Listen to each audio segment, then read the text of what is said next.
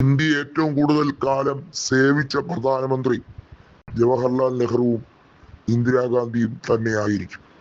ഒരുപക്ഷെ തുടർച്ചയായി ഇന്ത്യയെ സേവിക്കാൻ കള്ള വഴികളിലൂടെ തെരഞ്ഞെടുപ്പ് കമ്മീഷനെ ഉപയോഗിച്ച് ലോക്സഭാ ഇലക്ഷനും അട്ടിമറിച്ച് താൽക്കാലികമായി നിങ്ങൾ ചിലപ്പോൾ നുണകളുടെ ഒരു കൂമ്പാരം കെട്ടിപ്പൊക്കുമായിരിക്കാം.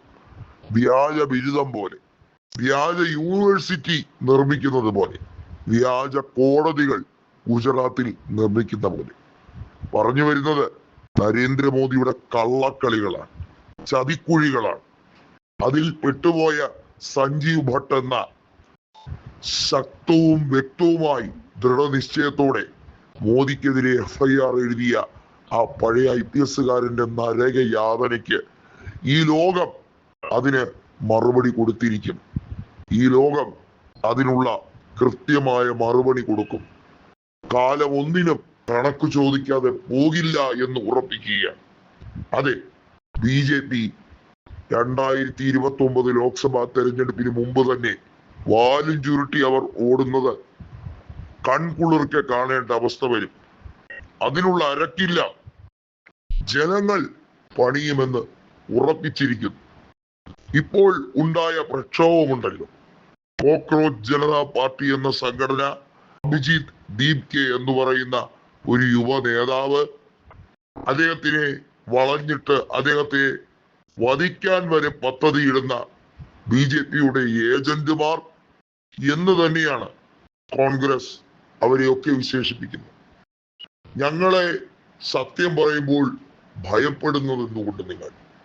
നിങ്ങൾ എന്തുകൊണ്ട് EDയെയും അന്വേഷണ ഉദ്യോഗസ്ഥരെയും വെച്ച് ഞങ്ങളെ കശാപ്പ് ചെയ്യാൻ ശ്രമിക്കും? ഭയമാണ്. അധികാരം നഷ്ടപ്പെട്ടു പോയാൽ എന്നേക്കുമായി ഇരുമ്പഴിക്കുള്ളിലേക്ക് കുടുങ്ങുമെന്ന ഭയം. കോൺഗ്രസിലെ നേതാക്കൾ പ്രതിപക്ഷത്തിരിക്കുമ്പോൾ അവർക്ക് ഭയമില്ലല്ലോ. കാലം എത്രയായി പ്രതിപക്ഷത്തിരിക്കാൻ തുടങ്ങിയിട്ട്? ഈ സംഘടനയെ ഉന്മൂലനം ചെയ്യാൻ കഴിയുമോ? ഇല്ല. കാരണം ഇന്ത്യയെ ഡിഫൈൻ ചെയ്യുന്നത് കോൺഗ്രസ് ആണ്. ഇന്ത്യയുടെ ആത്മാവ് കോൺഗ്രസ് ആണ്.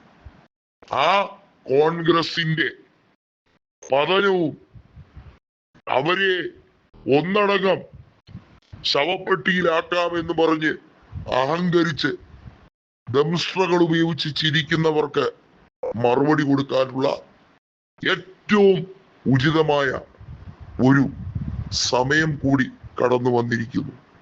പറഞ്ഞു വരുന്നത് SIR നടപടികൾ പരിപൂർണമായി റദ്ദു ചെയ്യാനും ഈ രാജ്യത്ത് EVM സംവിധാനം പരിപൂർണമായി നിശ്ചലമാക്കിക്കൊണ്ട് പേപ്പർ ബാലറ്റ് സംവിധാനത്തിലേക്ക് കടക്കാനുമുള്ള നടപടികൾ അത് എല്ലാ പ്രദേശങ്ങളിലും ഇംപ്ലിമെന്റ് ചെയ്യാൻ രാജ്യവ്യാപകമായുള്ള സമ്പൂർണ്ണ പ്രതിഷേധം കോക്രോച്ച് ജനതാ പാർട്ടിയുടെ നേതൃത്വത്തിൽ അഭിജിത്ത് ദീപ് കെയും സംഘവും നടത്തുമ്പോൾ പരിപൂർണമായി കോൺഗ്രസ് അത് ഏറ്റെടുത്തിരിക്കുന്നു.